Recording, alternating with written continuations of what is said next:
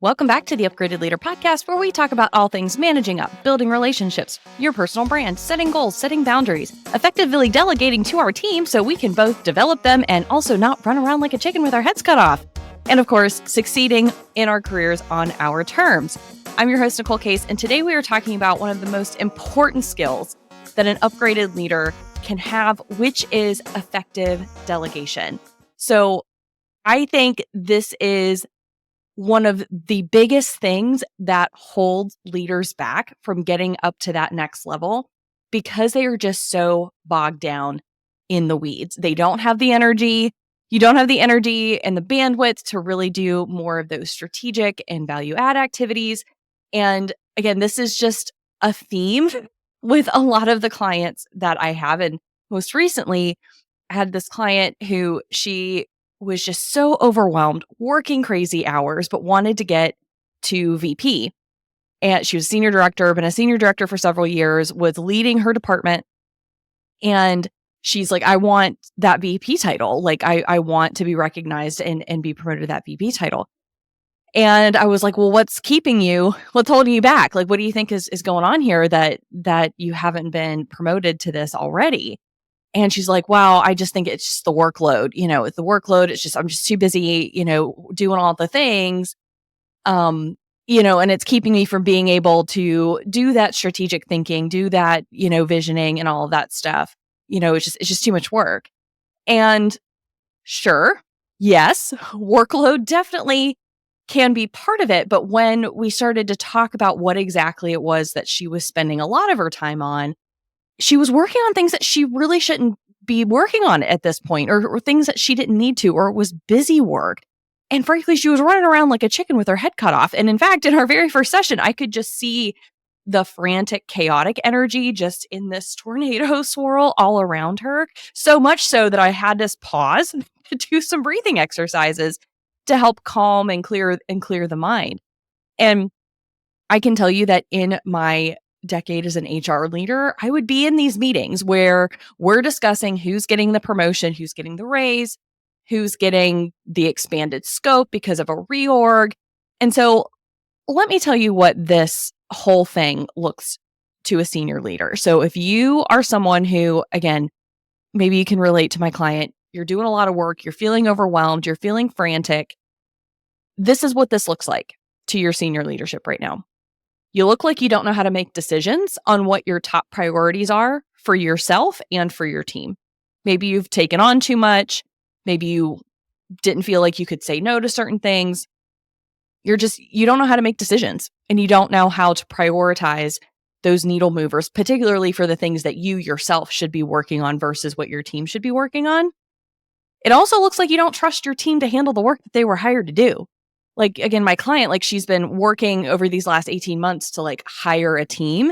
And again, then that takes time, and it takes time to get people onboarded and get people up and running. But it looks like you don't trust your team when you're not delegating effectively. It looks like you don't trust them to handle what they were hired to do. And if that's accurate, if you have some low performers on your team or people that are maybe struggling, just aren't getting it, and you're like, yeah, I can't trust them to give them this stuff because it's so important. What that's also showing your senior leadership is that you don't know how to effectively manage someone who is struggling or not performing, that you're just kind of ignoring a performance issue. And believe me, that does not look good for you. That's not a good look for you as a future senior leader. And finally, what this looks like to senior leaders when you're just running around, frantic, doing a bunch of stuff, doing all the things, being overwhelmed, being pulled in a million different directions, you look like a freaking amateur.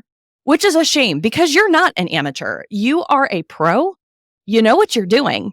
But for whatever reason that we'll get into here in a minute, your inability or your refusal to step back and figure out what you should be working on, how you need to be delegating more effectively, is keeping you from getting called up to the big leagues. Because again, when leaders are sitting around talking about opportunities for people, they're saying, well, we can't give that person more stuff. They're already too overwhelmed.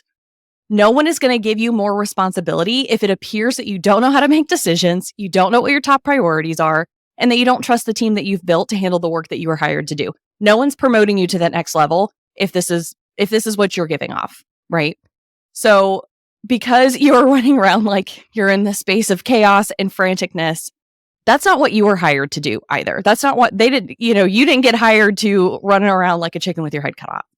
So again, my client and I, we had been working on this for the last several months and, working on, again, setting her priorities, figuring out what she can delegate, how can she delegate. And again, it doesn't happen overnight. So we've been working on that little by little. And in her last meeting with her boss, she was ready, like, I'm ready to go in and I'm ready to like have this conversation about next level. And in this last meeting that she had with her boss just a few weeks ago, he said, yeah, like totally see the progress that you've made. You've really built this team up, and they're just on their way to finalizing, the final details for her VP promotion, which is amazing. And I know that she says that she just feels more calm and more in control and feels like she can take on more. And it's freeing her up to really do the work that she's supposed to be doing as a strategic senior leader. So why is it so hard for us to delegate? Why is this, frankly, one of the number one reasons why people come to me? They might not say, Nicole, I need some help with delegation. That's why I want to hire you as my coach. That's not what they say to me. They come to me saying they're like, I am overwhelmed. I don't know, my up from down because I'm just so torn in so many different directions. I don't feel good. I'm, burnt out. My life at home is suffering as a result of all of this. And when we dig down deep into it, this is one of the foundational issues, is that we are not delegating effectively. So why is this so hard? Why is this such a hard thing to do? So here are 5 reasons that I've come up with on why it's so difficult for leaders to delegate. First and foremost, you think that you don't have the time. And I hear you that delegation does take time. It takes a lot of time up front. And a lot of times, you might just be feeling like, well, it's just faster and easier if I just do it myself. And while that might be true in the short term, to continue to have that perspective, or to continue to perpetuate that, over time, you're going to find yourself with a bunch of those little things continuing to pile up and compound on themselves. And once again, your top, C-suite leaders are looking down at you thinking like, what the hell is she doing down there working on that thing? Even though, yeah, maybe it took you 5 seconds to do, like, that's not what they hired you to do.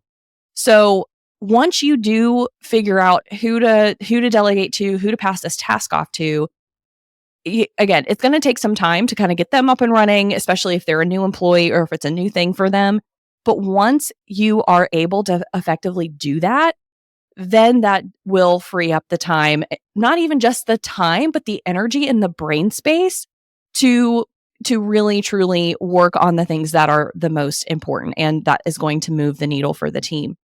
And I get it. You might be understaffed. You might not have all the team members that you need, and the work needs to get done by somebody. So it might as well be you.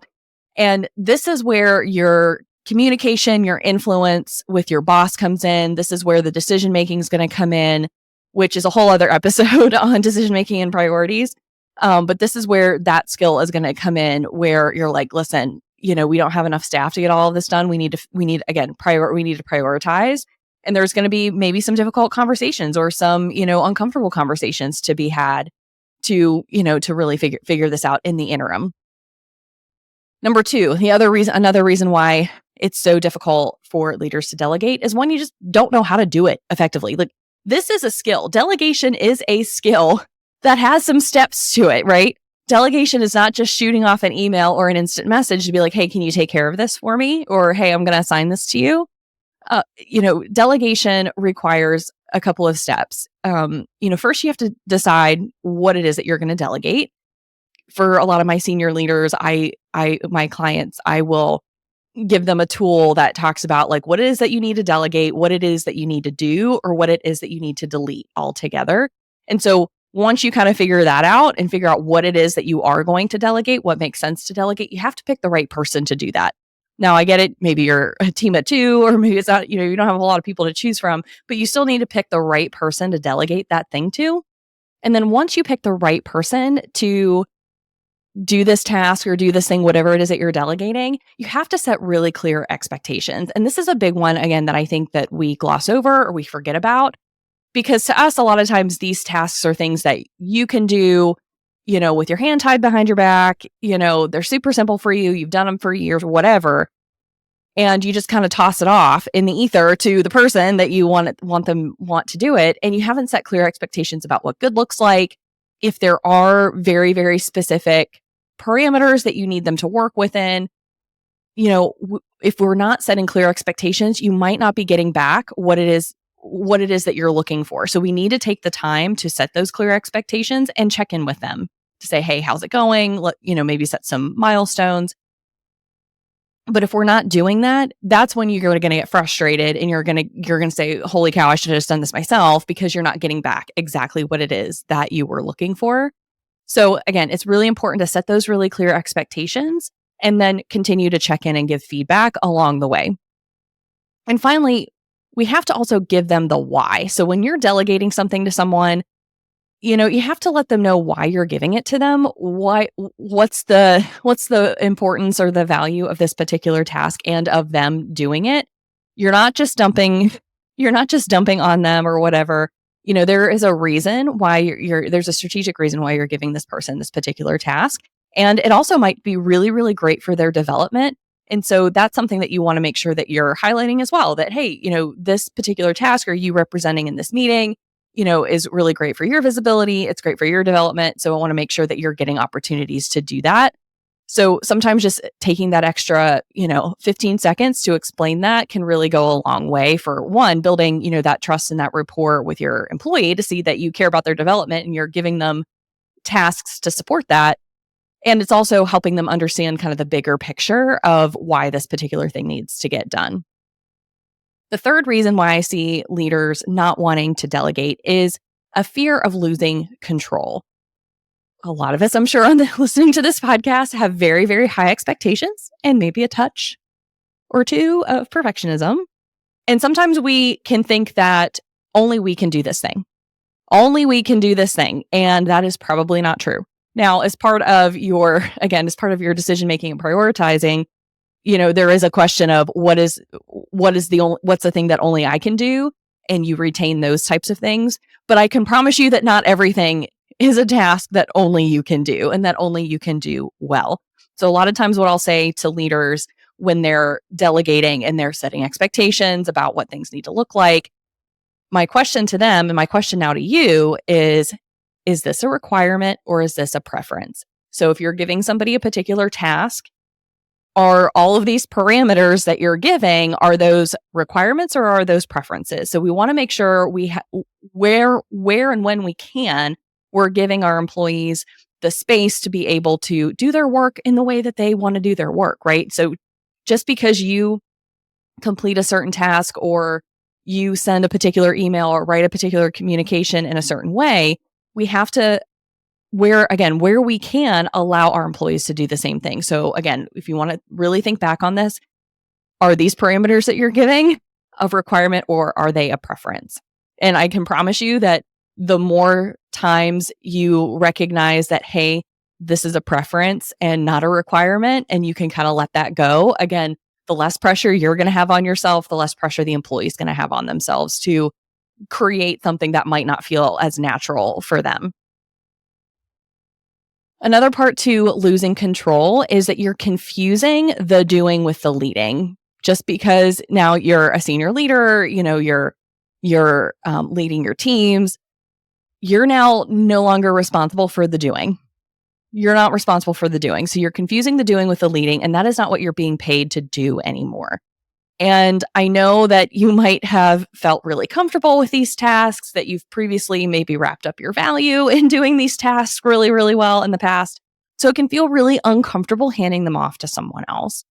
I had a client last year. She was a senior vice president at a really large pharmaceutical company.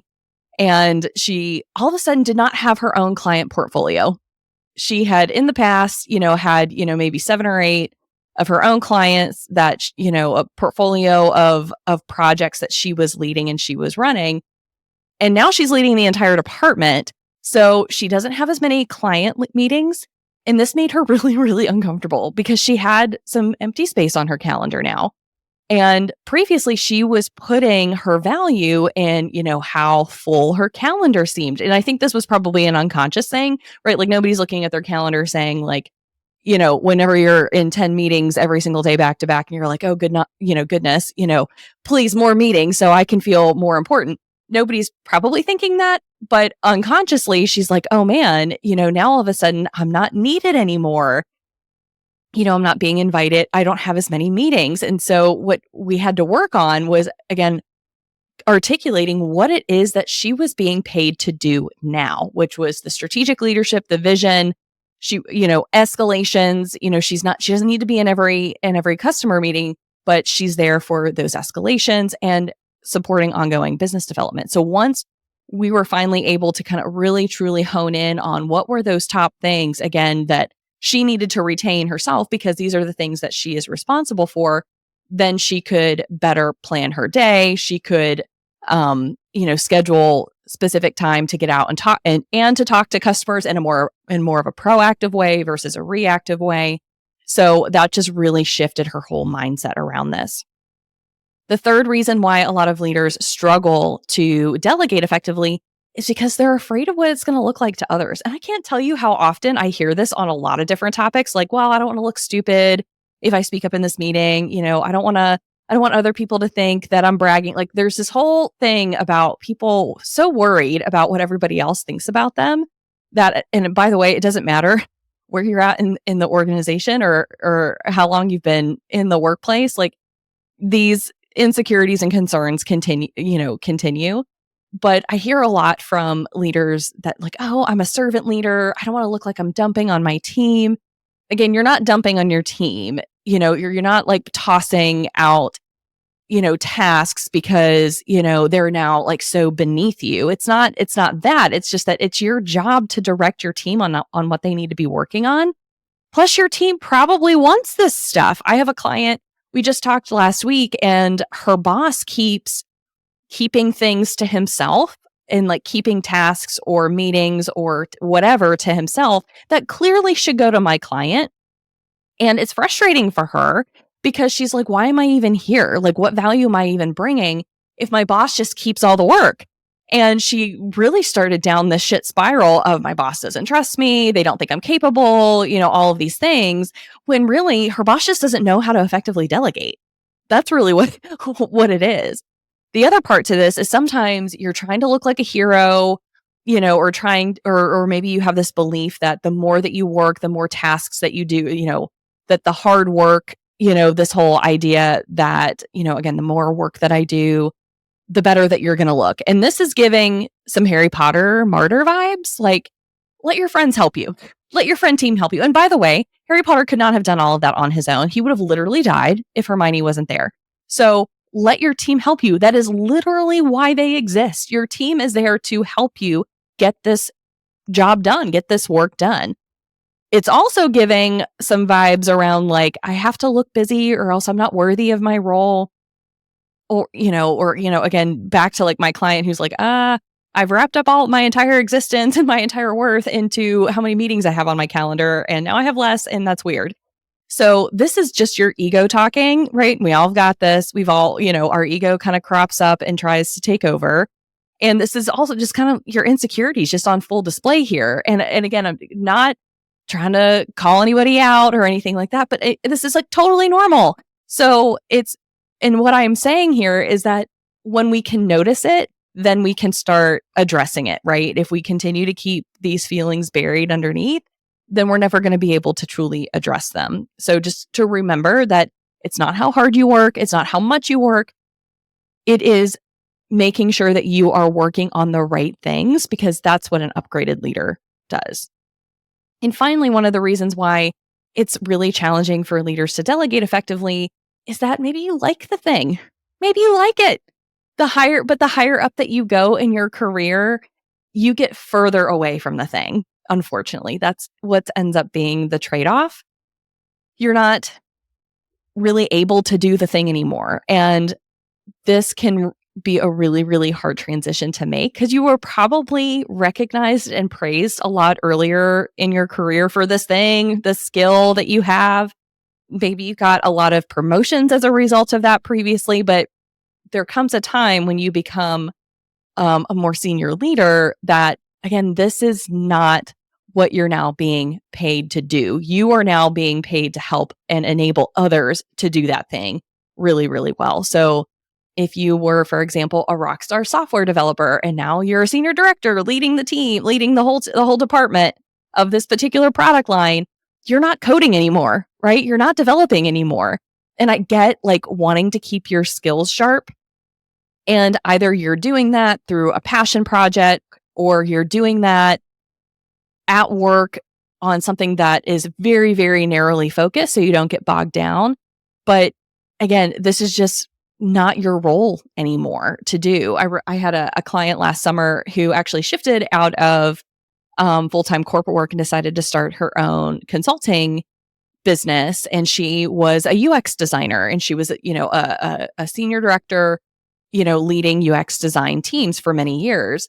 And when we were talking about packaging and pricing her new consulting work, I was like, there is a price for the senior director vision planning sort of work. And then there's a different price for the UX design work. Those are two different pricings, two different packaging, because it requires different skills and a different level of experience. Look, she has both experiences, and she is choosing to continue to tap into both of those things. But again, when I was sharing with her, I was like, you're going to be charging more for that more strategic vision setting sort of consulting versus an hourly rate for doing the actual UX design tasks. Those are two different things. And we have to remember that when we are in our full-time corporate roles, that again, there's a difference between being that senior leader leading the department versus the person doing the thing. And I get it. It can kind of be sad, right? Like, you're excited that, you've continued to move up and to grow in your career in this different and new way, but it can be kind of sad. And we just have to remember that we have to let go of what we were before in order to step into this next level leader. So we have to remember what we're being paid to do. So those are some of the reasons why it can be really, really difficult for us to delegate as leaders. I get it. I hear you. I see you. It's something, again, I hear so much with my clients. And then hopefully you found a couple of things or started thinking about a few things that you can start delegating that you're like, yeah, you know what? I really should start doing that. I know I've been holding on to it for too long. So hopefully you are feeling brave. You're feeling more confident that you can get out there and start more effectively delegating to free yourself up from the chaos and the overwhelm so you can be focused on the right things that you need to be so that you're able to elevate yourself and elevate your team in the process. So if this was helpful for you, if you're like, gosh, Nicole, you were speaking right to me, I could use some one-on-one help with this and just kind of overall supporting your desire to really get to that next level in your career. I still have some openings on my client calendar for some private one-on-one coaching clients. So reach out to me either through email at nicole@theupgradedleader.com or find me over in the DMs over on LinkedIn and send me a note and we can talk more about what that could look like. So thank you so much for hanging out here with me today. And until next time, remember, your career deserves an upgrade.